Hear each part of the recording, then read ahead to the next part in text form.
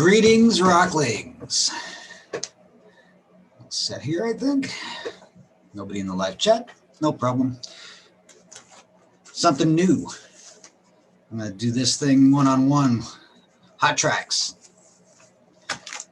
Actually getting a lot of interaction and a lot of positive feedback from the music we've been posting recently.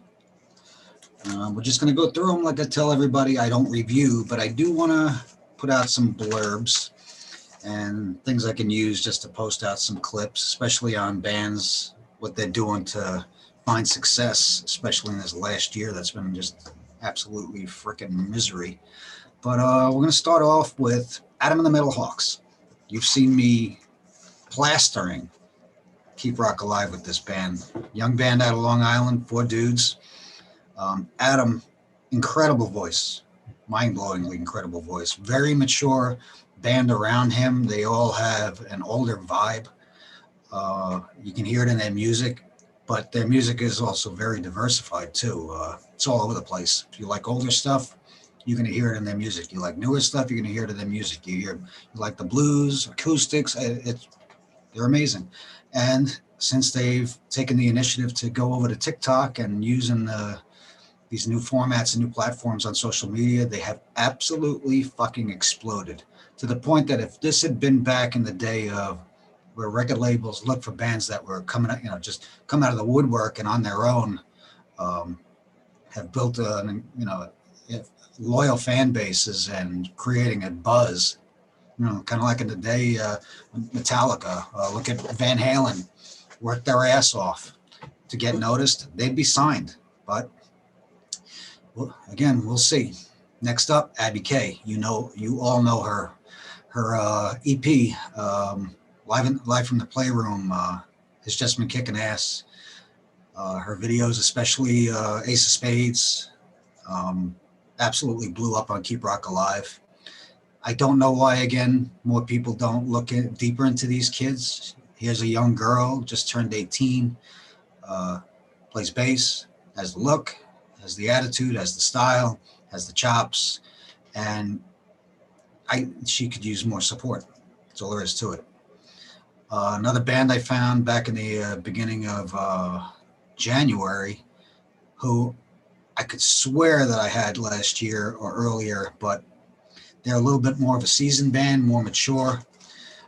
Inglorious from the UK. Their new album is just, if you like more of the tried and true sound of the, let's say the 80s, you're going to love them. And their song blew up on TikTok, our TikTok, at a 20% rate, meaning 20% likes to views, and did very well on Keep Rock Alive. So that's for the older crowd, I think. And, some of the younger kids, again, that appreciate it. Dear Mother, don't know too much about them. They were sent to me. They're an alternative band from the Netherlands. Not my cup of tea, so I don't review, but a lot of people like them also. They're not on Twitter. The other thing you could do is, I know most of the followers on Keep Rock Alive are kind of loyal to Twitter, don't really even use Facebook, but you gotta bounce around. I've been doing it. I mean, we've expanded. I'll talk about it at the end of this list, but go to Instagram, go to there's these bands are on Twitch. They're all over the place, trying to stir up a revenue. And again, with the live stream thing, which I'll also just touch on today. Soap Girls, they're out of the UK. They're like a revolt punk band, but they have a totally different approach to it. They do weekly live streams, and I'm trying to get them. They can find the time. They're going to come on, and I'm going to interview them on Keep Rock Alive. But again, they had a tremendous response by everybody, and I got to be honest with you, I was unsure when I posted them because not really the norm, and that's why I'm glad I'm finally starting to spread the goalposts here and experiment. Check them out.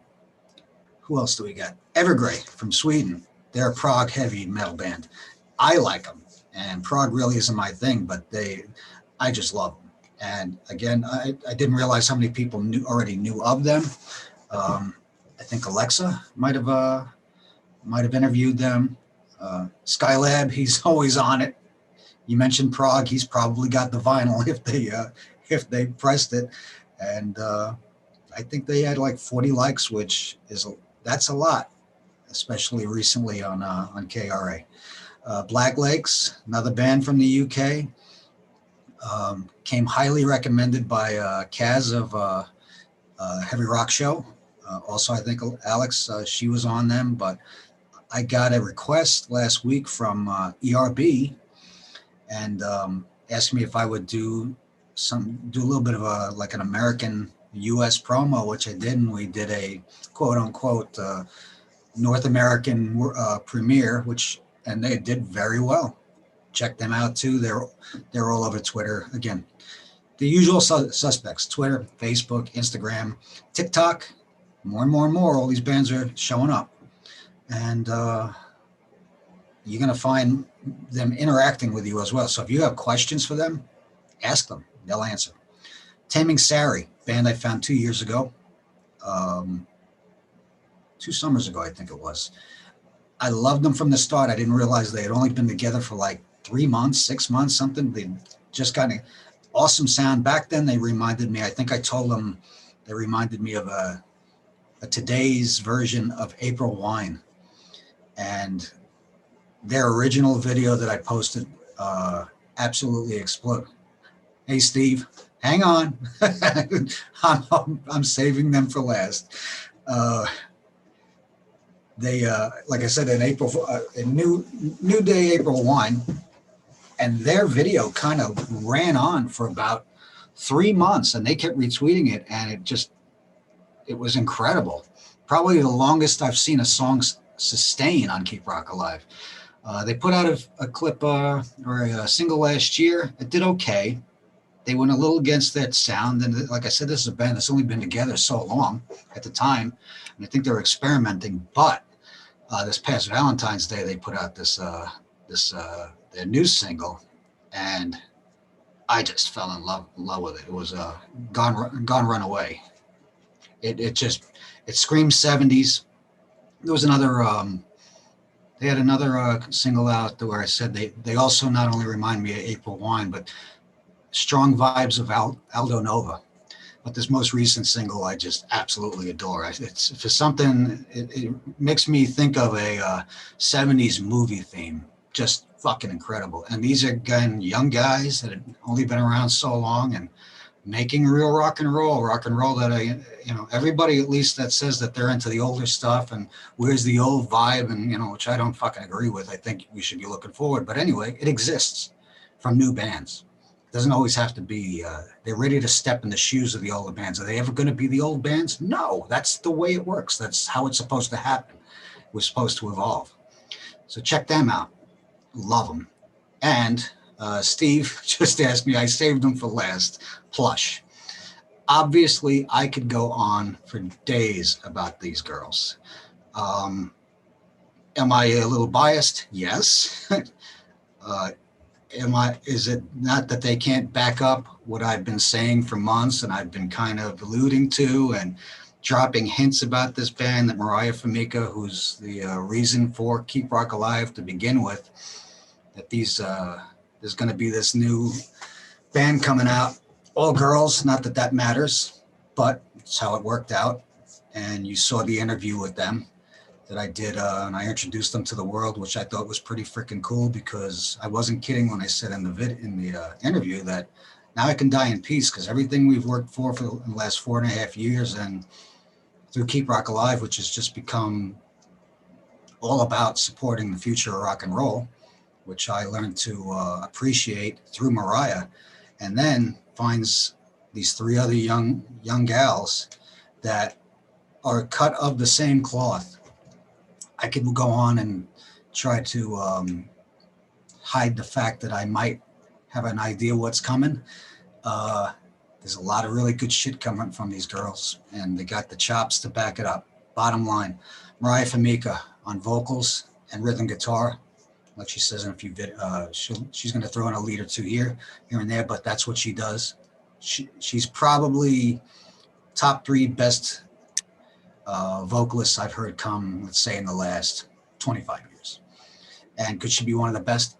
Absolutely. And that's not me. Uh, that's not an unbiased opinion. That's what I felt the first time I heard her and had no idea who she was. She was only 15 at the time. Bella Perron, young girl from Maine. She's going to Berkeley College of Music. She's the lead guitarist. I was unsure of her, but the story with Bella is when they were looking to expand on the band, they were looking for a lead guitarist. Lizzie Hale has a little bit of I shouldn't say a little bit of a soft spot, a bit of a soft spot for Mariah Famika, who calls her the next queen of rock and roll. And she's also opened for her a couple of times, as well as she did with Joan Jett, and even Lizzie gives her a shout out right on stage. But Lizzie got wind of this, and she put out a plea saying Mariah Famika is looking for a lead guitarist. And this was Lizzie Hale herself. I would imagine more than one girl answered the call, but they settled on Bella. She came down. You've seen her videos, the clips that I've put up for her. Nothing fake about her. She can fucking play. And again, I call them throwbacks. What you see of this band isn't fake. This is who they are and how they are. There's nothing about the way they dress that's fake. There's nothing about the way they act. They weren't afraid to express who their real influences were that you wouldn't think right away. Mesh with what the look and the style is, but that's cool. You got a lot of different vibes going on there. Brooke C. Bertolucci, drummer. I sensed, again, just all you got to do is listen to her. That's, again, I hate reviewing, but again, this band I could go on with for days. The proof is in the pudding. That's all there is to it. Girl can fucking play. And then you get Ashley, that I didn't know much about, Ashley Supa. I keep saying Supa because we say Supa Depeche, but her dad, Mike Supa, guy that's been in the game a long time, but I don't like to ever make these kids live in their shadow. She didn't start playing until she was, I guess, in her teens. Bassist, all the right influences, came up basically living in a rock and roll home. Her dad is a tried and true proven artist, guitarist, and I got a kick-ass bass player with 3 other kick-ass girls in a kick-ass band called Plush. The song Hate, that was, people have asked, was that song out before? Yeah, it was, but it's been completely retooled, semi-rewritten, re-engineered. You put these four different pieces together, and you get a totally different song. It's heavier, it's angrier, it expresses what the lyrics, the way they were written, and it's a badass. I call it a hard rock song. It's almost you can make a case for it to be metal. Again, labels mean shit. When you listen to it, it is what it is. There's more music coming out. There's going to be videos coming out. Obviously, they're waiting for the this mess called COVID-19 to end, and they'll be hitting the road. Hopefully locally, because I'm going to be there first, and I'm going to take the bass out of Ashley's hands and sit in for a song. But finally, I can sit back and watch where these kids go, because hopefully I can do more and more of these types of things, silly things called, hot tracks. And even it doesn't have to be about what's most popular. There are a lot of great fucking bands out there. Artists, solo artists, doesn't matter. There's kids 30 years old and younger that, again, are no different than the bands that we grew up with, that before anyone knew who Led Zeppelin was, who Deep Purple was, who Black Sabbath was, who Judas Priest was, who Iron Maiden was, who Aerosmith was, who Van Halen was. We've been very lucky to watch their entire careers and then come from being nobodies to now they're legends. Us as rock fans, it's almost, if you truly love this music, it's a time of privilege that we've been able to experience rock and roll from its birth to today. And I think for the first time, we're seeing less and less people support the future of it. All I ask is that you listen, which brings me to the next thing. Keep Rock alive. I invest a lot of time, especially at night, and I absolutely, truly love doing it. That's a double-edged sword. There's also the nonsense that comes with it. I'm doing an interview with a gentleman coming up this Friday afternoon, 1 o'clock. Guy we used to have here, Dave Spiria. He used to go by the Real Music Observer. He really knows his shit. Very opinionated guy. He's kind of like me. We're stubborn. Can't disagree with him, or he fires back at you. Long story short, we haven't really interacted in 3+ years. In between there, things happened that I regret. I made amends with some people last few days ago, and he's the final one. There were 3 people I've gotten to the age where maturity exceeds stupidity, and I'm going to call things for what they are, because that's supposed to be what rock and roll is. It's not a competition. We're supposed to all be fans in this together. There are people out there that are more into themselves, and it's obvious by what they do. We're going to talk about that on Friday in depth. I'm not going to go into any other details about it, but until then, but also new attitude. And I think Keep Rock Alive has actually outgrown Twitter and the capacity to be effective, meaning if I'm putting up 2, 3, 5 songs a day, they're just getting lost in the wash. So like I said, back in the spring, TikTok, Adam and the Metal Hawks, again, were a perfect example of using that platform to their benefit, and just absolutely fucking exploding.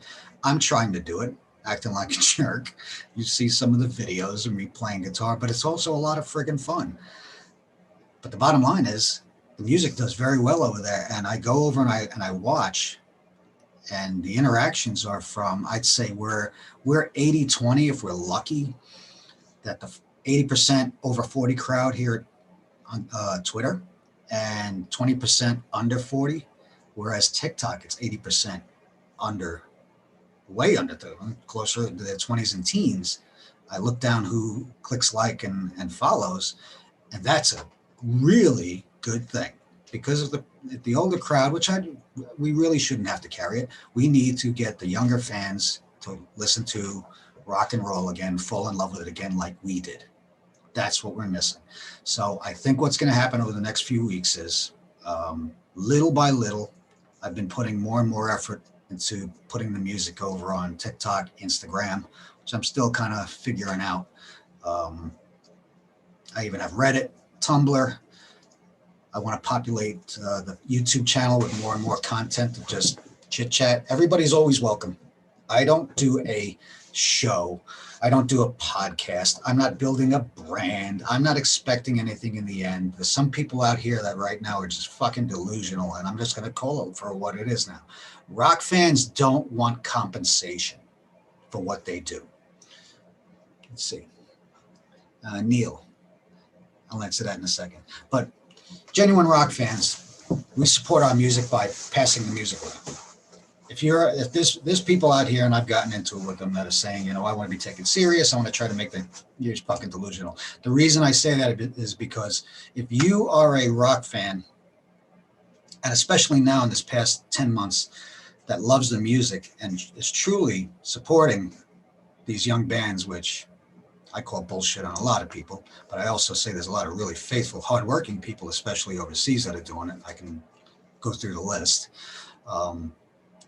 If you're expecting compensation in the form of monetary compensation in return, while these bands, even before the pandemic, are starving to death, you're a self-centered prick. And that's all I'm going to say. Do it for the love of it. Don't do it to pad your fucking, or try to become like this one guy was comparing himself to Eddie Trunk. Sorry. Eddie's done his time. He deserves what he's doing. He doesn't support the new acts and the younger acts like I think he should, but you know what? That's not what he does. So I'm not going to cry over something that, or piss and moan over. That's the man has made his bones doing what he does. Would it be cool to have him in our corner? Yes. Dee Snider, for example, helps us a lot.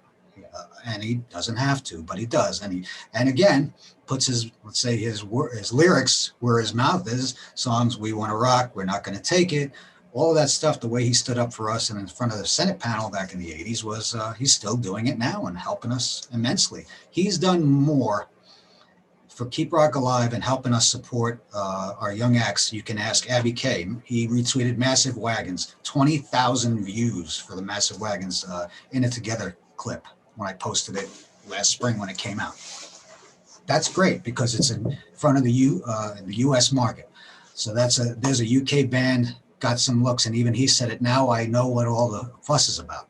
And this is from D. Snyder. We need that. Abby, he come right out and said, "Look, the future of rock. They're ready to rock. Awesome." At the time, I think Abby was 17. She did that video with all those kids from around the world. We need to act more as a community and family, not just out for us ourselves. I'm not out for myself. I know a lot of people don't believe that, but you have to. It's again, you just go down and look at what's being done and why. When you go, Keep Rock Alive, music, stupid, something dumb topic to make people laugh, music. That's it. You're not going to see 100 fucking tags. You're not going to see us screaming for attention to build Keep Rock Alive. We're screaming for attention for people to listen to the music. That's it. Next. Let's see what Neil has. What's going on, Neil? Neil says, I was born in the 70s, grew up in the 80s, went through high school in the early 90s, and was influenced by it all. Really appreciate what you're doing, keeping rock alive. Thank you, Neil. See, that's all I want. I don't want a pat on the back unless I do it myself, because I like to do that once in a while. When I do something that works really cool, I go, see, I fucking told you so. I will always be me. Sorry if I offend anybody. It's just the way I am. But that's the attitude I wish people would have. We've seen it all. And Neil here, he agrees. We are fucking lucky. Neil was born in the 70s. I was born in the late 60s. We're not much different. I got to, this afternoon, I was listening to Frankie Valli and the Four Seasons, because that's what my father listened to. I listened to the Beatles. That was my first band that I loved. That was my gateway, let's say, drug of music with the Beatles, which led to my mother buying me Kiss Destroyer. All of us have that rock and roll story, and I wish more and more people would get involved. And come on, and just this comment gave me something to talk about. Give us all something to talk about. That's what it should be. And don't ever be ashamed. Don't ever be embarrassed or afraid. Getting together and talking the music and listening to new music together and being honest. If you say, I think Jim Crabb, is that his name? Yeah. He's very, very interactive with us. And he's not afraid to say it. But what he does is, even when he has a semi-negative review of a band, he gives them the benefit of the doubt. And he did one this afternoon where he said, the song was I was waiting for it to explode. And I agree with him, but that's not my job. But it's a decent song. And just because it wasn't what we expected doesn't mean it's not something someone else would like. So he actually retweeted it, and that's great. And that's another thing, God, I wish people would do. When we do get a song that's got a decent amount of likes and a decent amount of views, to me, views are listens. Even if somebody just listened to 5 seconds of it, they might have gone by and just didn't like it. Who knows? We don't know how much people are actually engaging with the music and going past just hearing it. I do get a lot of people telling me how they've discovered more and more bands here that they never thought they would have been into had they not heard them here, bought the music, support the bands, buy the t-shirts. That's great. That's the idea. We need that in the millions. If I do 10, that's, fine. If we got somebody else does 10, we genuinely need to do the so on and so on and so on. She told 2 friends, and that's the way it works. Same way it worked when we were kids in school. Maybe Neil, he agrees. We would hear it from our friends, out in the friggin' after lunch out in the schoolyard, word of mouth. So now it's probably easier than ever to get the word around, and it seems to be the most difficult ever at the same time. It's a shame, and it's the truth, which leads me again back to what were we talking about? I said, again, I've repeated this so many times. A year ago, this past November, where I reached out and saying use social media for all it's worth and start doing live streams. Nobody really bit.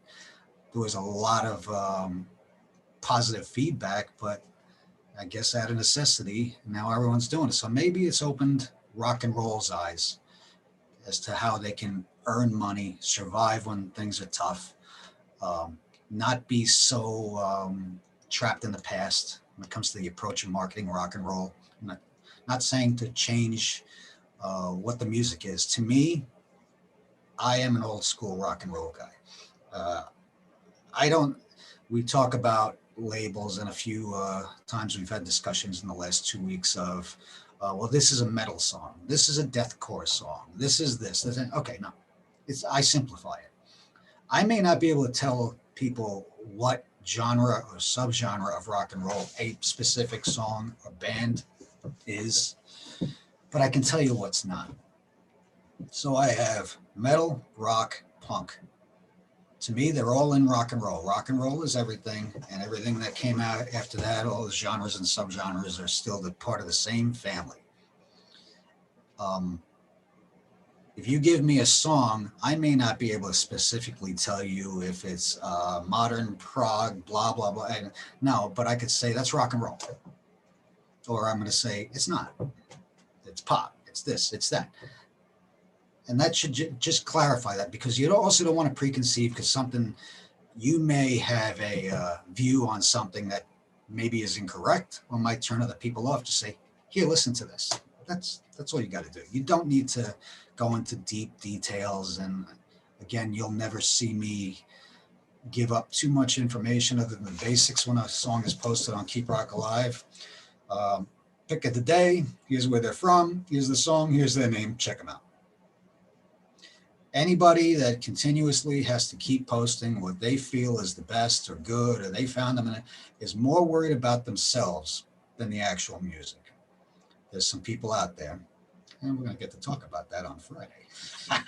But, back to Dave Spiria. He's a classic rock guy. If you're into him, tune in Friday, 1 o'clock. If not, obviously, I always put up the clips. You can catch the replay on YouTube. It's an afternoon. It's the only time he was available. So big deal. Again, I try to make everything easy for everyone. And I love having different opinions. Dave's a classic rock guy. He was a DJ back in the day in New Jersey. Loves the music. And like a lot of us, life calls. He had to do what he had to do, but he always stayed connected. He has a YouTube channel. Does Patreon. He's got a blog or a vlog, whatever. And he's got almost 40,000 followers on YouTube. He does decent shows. He's a little different than us. And I even said it to him. We're going to talk about it. He reports on the reports. And I thought at first, silly, why would you do that? But I see what he's doing. He's taking viewpoints of others and he counters them. He also, and he's fucking, like I said, incredibly knowledgeable. And that we actually got us to fighting once a few years back, pretty good, and which I think is funny now because we look back at it and laugh. We have to get along, and that's what I'm really trying to do. And as well, if you saw Ches Kane, I put up her. She did a cover today of Dawkins' Dream Warriors. I put that up, and then last week her single that just came out. She's a incredible voice. She was a member of the band Caned. She got signed by, I think, Frontier Records, if I'm correct.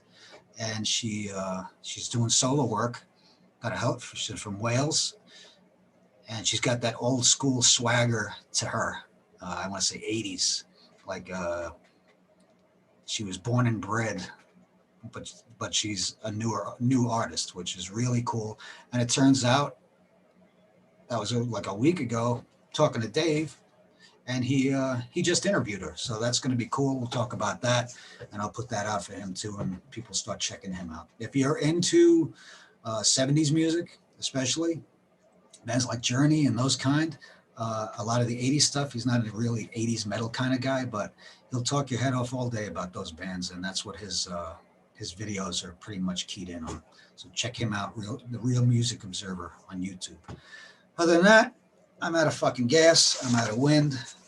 I'm going to do my, maybe, my stupid TikTok cover of the night, which is going to be Slayer Raining Blood. So this is going to be a fucking train wreck. Keep an eye out for it on Keep Rock Alive Twitter, maybe on TikTok. Other than that, guys, I will catch you all on Friday live on at 1 o'clock with Dave. That's it. And again, as we start doing these more and more, I want to see people getting involved. Get on here and talk. Why not? And all are welcome to come on here live through Zoom with me. We don't. There's no application necessary. Say I want